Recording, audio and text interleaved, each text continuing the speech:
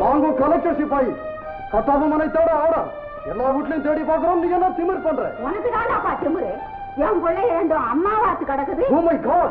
Oh my God! No, no! Oh my God!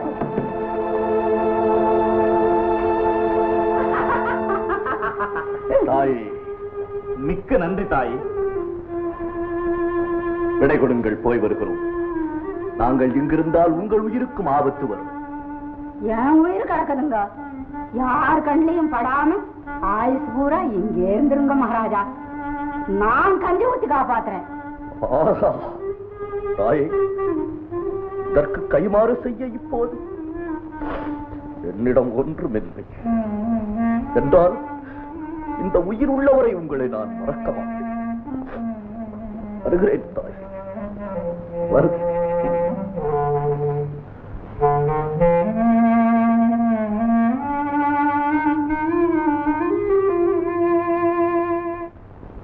மதிப்பிற்குரிய புதுக்கோட்டை மன்னர் விஜயரகுநாத தொண்டைமான் அவர்களுக்கு தெற்கு சீமை கலெக்டர் S.R. லூசிங்டன் எழுதுவது.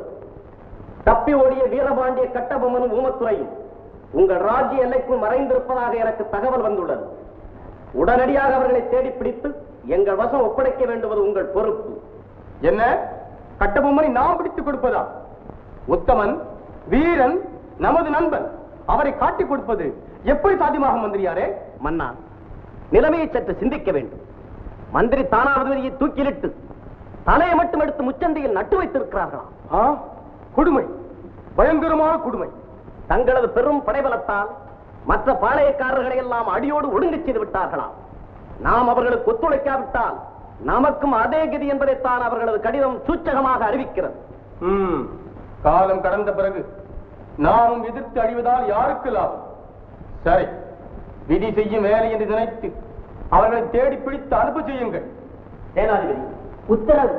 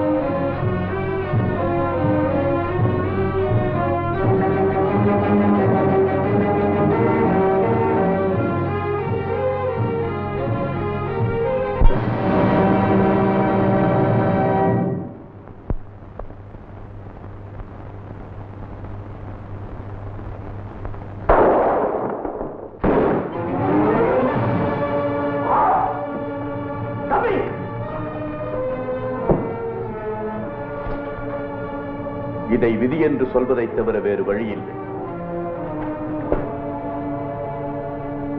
யாரப்பா நீங்கள்? புதுக்கோட்டை மன்னரின் வீரர்கள். கலெக்டர் லூசிங்டன் உத்தரவுப்படி உங்களை கைது செய்ய வந்திருக்கிறோம். பலே, நல்லவர்கள் நினைப்பது ஒன்றுதான் நடப்பதில்லை இத்தமிழ்நாட்டிலே. எட்டப்பன் ஒருவன் தான் இருக்கிறான் என்று நினைத்தேன். அவன் நல்லவன் என்பதை காட்டிவிட்டார் என் அரிய நண்பர் புதுக்கோட்டை அரசர் ராஜராஜ ராஜாதி ராஜ விஜயரகுநாத தொண்டைமான். சரி, வாருங்கள். உங்களுடைய மன்னருக்கு எனது இதயபூர்வமான நன்றியை தெரிவித்து விட்டு போகலாம். மன்னர் உங்களை பார்க்க விரும்பவில்லை. பலே, அந்த அளவுக்காவது அவருக்கு உணர்ச்சி உறுத்தி இருக்கிறதே. தமிழன் முழுவதும் மானம் இழந்து விடவில்லை என்பதற்கு சான்றாக உணர்ச்சிக்கு ஓர் மூலையில் இடம் ஒதுக்கி இருக்கிறாரே என்னுடைய நண்பர். அவருடைய புகழ் வாழ்க. வாருங்கள்.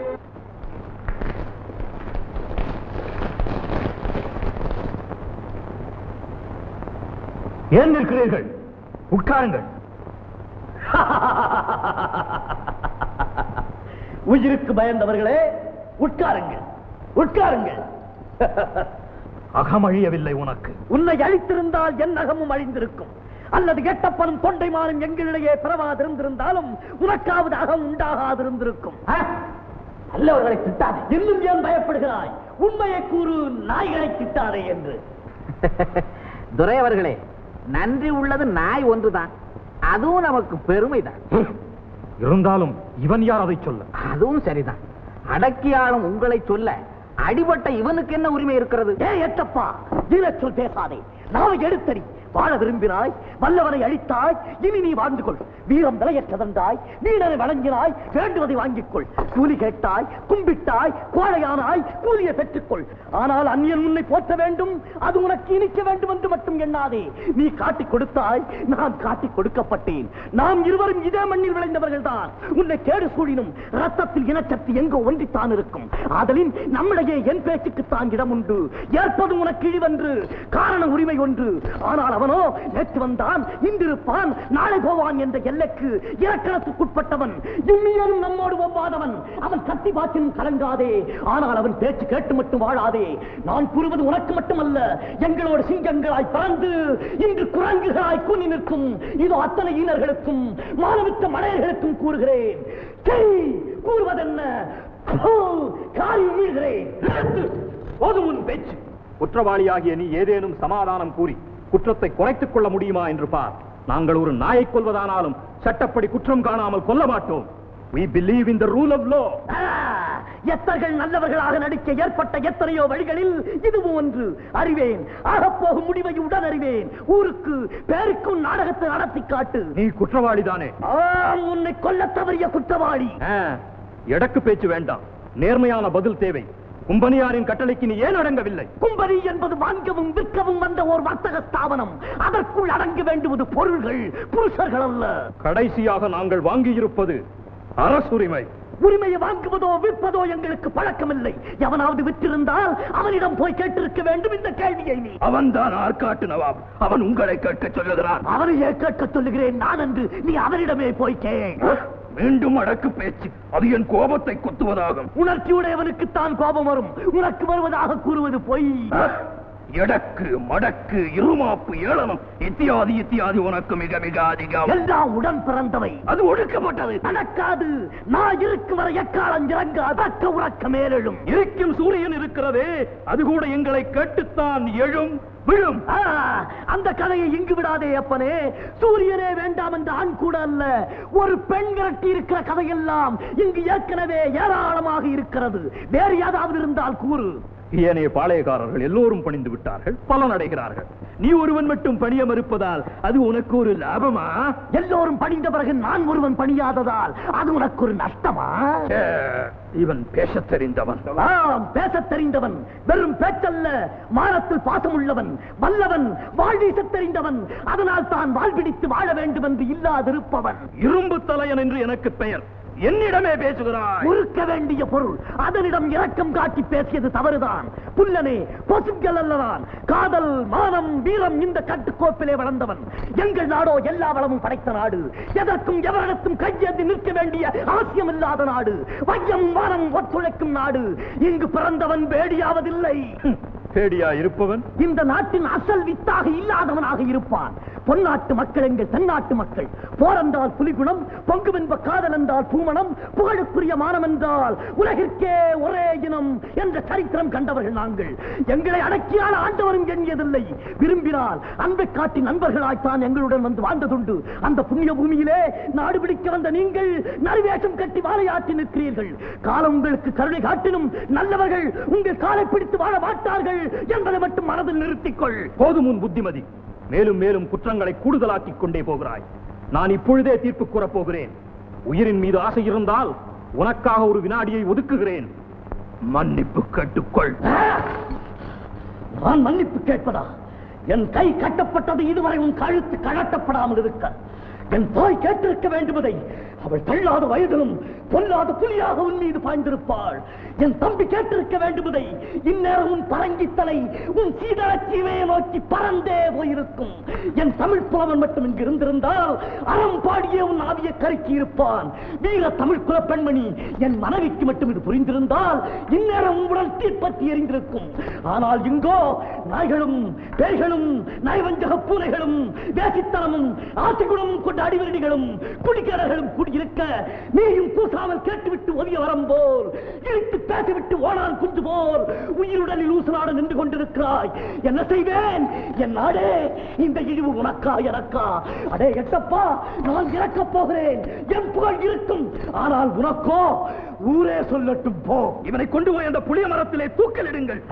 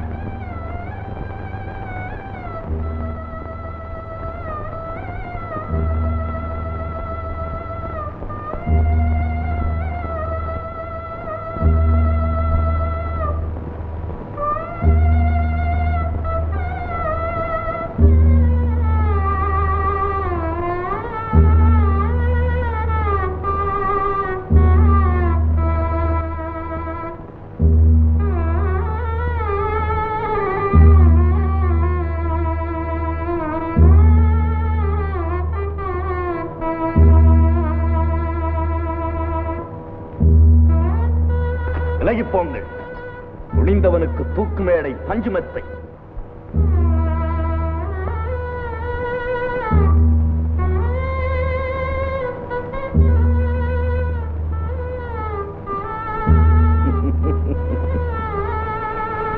அன்று போரிலே உயிரைச் சிந்திய என் வீர மக்களோடு நானும் மடிந்திருக்க வேண்டும். கோட்டையை விட்டு வெளியேறிய எனக்கு இந்த இழிவுச் சாவு ஒரு நல்ல பரிசு. தம்பி, அஞ்சாத சிங்கமே, இந்த கடைசி நேரத்தில் உன்னை காண துடிக்கிறேன். என்னால் முடியவில்லை. புன்னகை புரியும் தமிழ் மண்ணே, உன்னை விட்டு போதல் ஒன்றே எனக்கு வருத்தம். தருக்கர்கள் சிலரால் இன்று நீ தாழ்வுற்றிருப்பினும் எதிர்காலத்திலே ஆயிரம் ஆயிரம் இளம் காளையர்கள் உயிராக பேணுபவர் வருவர். உன் உயர்வை உயர்த்துவர். இதுவே எனது நிரந்தர ஆசை.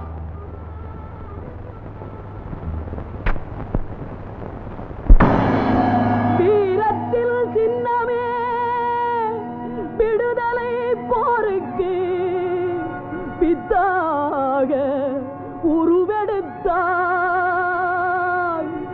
நேரு போல் தமிழர் தன்மானம் காக்கவே விலையாக உயிர் கொடுத்தாய்.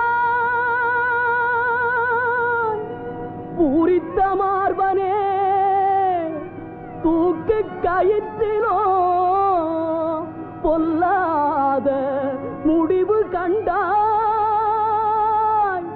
பூமியும் பானமும் உள்ளளவும் அழியாத புகழென்னும் வாழ்வு கொண்டாய். அழியாத புகழென்னும் வாழ்வு கொண்டாய்.